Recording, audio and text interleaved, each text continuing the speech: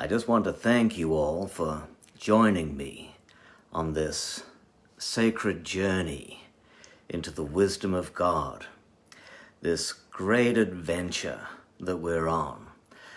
We come into this world and there's not a lot to us when we first are born. We need things to be done for us, and we need to have somebody taking care of every aspect of our lives. But as we grow physically, so that is an illustration of how we grow spiritually. When we first come into the things of God, there's not a whole lot that we know. So we're embarking on a great learning curve. It's an exponential learning curve. And sometimes our growth is rapid, and other times things tend to go a little bit on the slower side.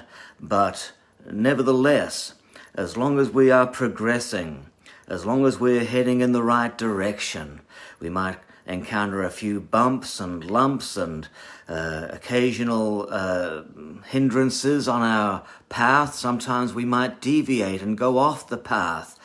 Well, you'll learn even when you're off the path, that's not the way to go. And so you just get yourself back on track and on the narrow road, as Jesus called it, and heading in the right direction. Today we come into something that all of the artistic people of the world and the philosophical people, those that have hearts that are diligently searching for truth, inevitably find themselves consumed with a thing called beauty.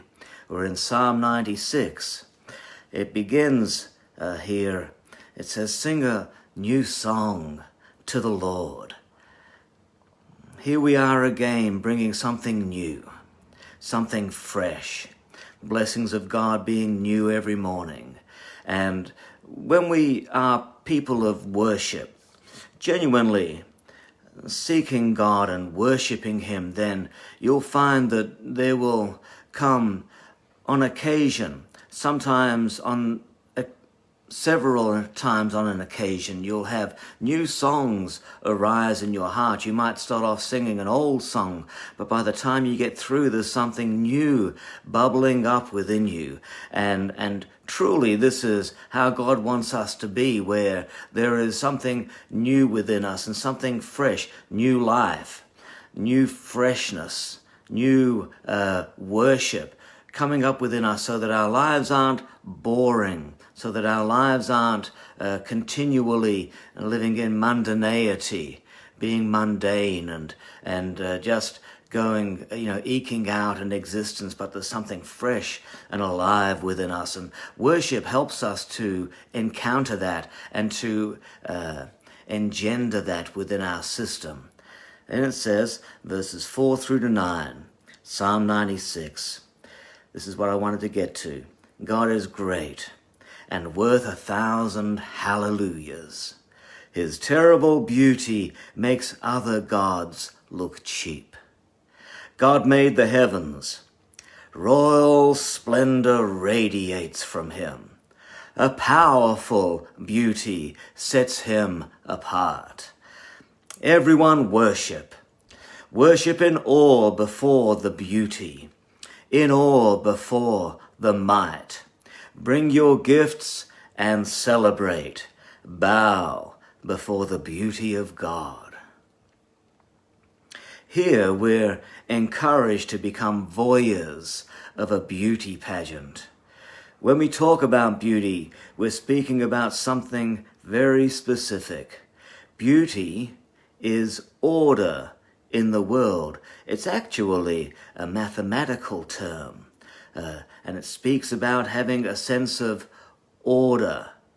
We can speak about a beautiful woman. Likewise, we might talk about a beautiful horse. When we speak about beauty in this way, we're not saying that the woman looks like a horse, but without even realizing it, we're applying mathematical laws of order to both woman and beast. We're saying there is an order or symmetry to her face and body. Similarly, there's a certain order to the neckline of a horse and the back and hind quarters of a horse. We're saying that there is symmetry there, beauty there. We don't often talk about the beauty of a man. We might say he's handsome, but we're referring to the same kind of thing when a man has symmetry in his body, symmetry in his physique. That's talking about beauty. So God has placed laws of attraction within us so that when we see something, we respond to it. We respond to beauty. We don't merely see it. It's almost like we receive it. We feel it. When we come across something pleasant, the effect radiates throughout us to the cellular level. Your eyes dilate, your face changes, your skin alters, your heart can race, or it might even calm. It's not an anomaly that we are having these experiences. The reason why our eyes are drawn to beautiful people and beautiful places and things is because God has made us this way. We're made in the image of God. That means that God is made that way. Our acknowledgement of beauty in the world, our attraction to it, our being drawn to it, has a remedial and elevating and healing effect upon us.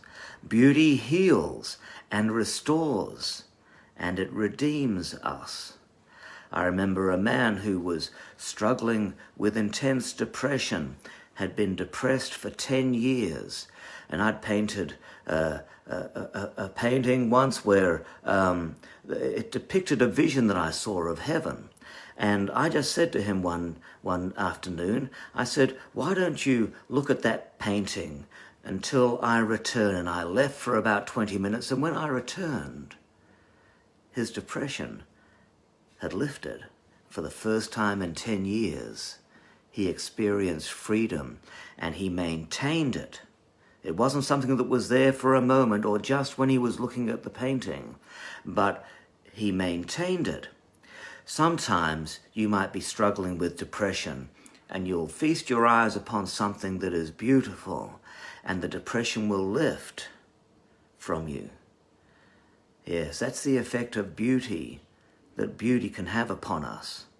A beautiful painting, a beautiful sunset, it will affect your mood and it will soothe agitated hearts. And this is because we receive beauty in the same way that we receive grace. In fact, one of the meanings of the Greek word for grace, charis, means beauty, or translates into beauty. Everything beautiful in the earth is evidence of grace. In fact, though we seldom realize it, all of man's search for beauty, listen now, you don't realize this, but all of man's search for beauty is in fact a longing for the incarnation. Think about that. Now, review this progression. First, there's beauty in the earth. God has placed it there. Secondly, we respond to beauty. Thirdly, beauty is the manifestation of heavenly grace. Fourthly, the longing of beauty creates within us. The longing that beauty creates within us is in fact the longing for the incarnation.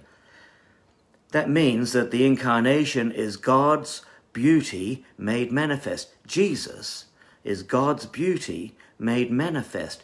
The longing that we have for beauty is in fact a longing for Jesus. Or as Paul writes it, God who said, "Let light shine out of darkness," has shone in our hearts to give us the light of the knowledge of the glory of God in the face of Jesus. Now listen to this.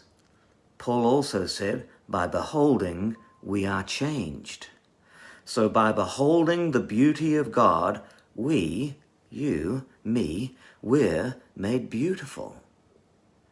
And because beauty is related to order, then we could say it like this: by beholding the beauty of God, our lives are brought into order. Things that are out of order are brought into order. Yes. And so therefore our lives become a reflection of God's grace.